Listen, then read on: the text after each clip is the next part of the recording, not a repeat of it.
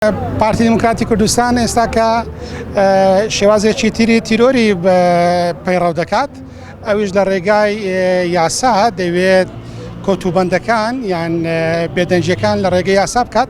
ئەگەر تا دوێنێ گولە بە نێودەمی سەردەشت و کاوە دەنێنرا، ئەمڕۆ دەیانەوێت بە یاسا کۆتوبەندی ئازادیەکان بکەن، وەک دەبینین لەم کابینەیە کە زۆرترین پێشێرکاری بەرامبەر ڕۆژنامەنووسان و چالاکوانان و مامۆستایان کرا.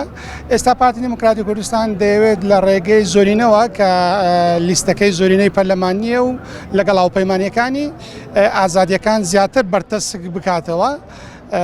بە جۆرێک وەک ڕێکخراوە نێودەوڵەتیەکان بازەوە دەکەن کە ئازادی لە هەرێمی کوردستان گەڕاوەتەوە خاڵی سفر.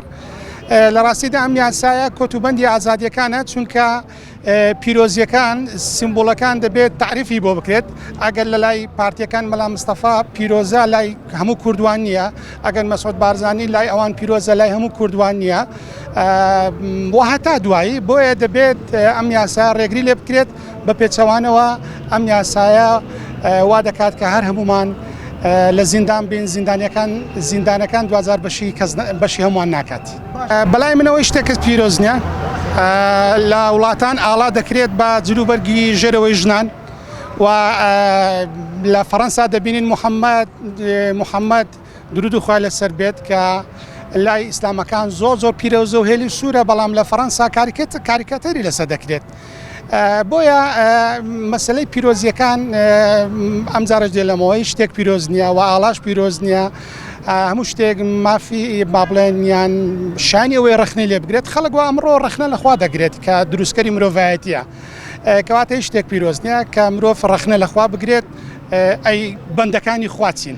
تەبیعی ئەوەی کە ئێستا هەیە لە هەرێمی کوردستانە ئازادی بێت لە تۆڕە کۆمەڵایەتەکان هاوڵاتیان نیشتمان ناڕزاتی خۆیان دەردەبڕن بە ئازادانە بە شێوازێکی زۆرەوەی کە ئەوەی لە دڵیانە دایانە لە ڕێگەی تۆڕە کۆمەڵایەتەکانەوە دەری بڕن، بەڵام بەداخەوە لە ئێستادا بینین لاانێک فراکسیۆنێک لە پەرلەمانی کوردستان کە فراکسیۆنی زەردە پرۆژە یاسایەکی ئامادە کردەوە بۆ بابەتە بۆی ئەو ئازادیانەی کە هەیە بەرتەسکی کاتەوە بەتەواوەتی.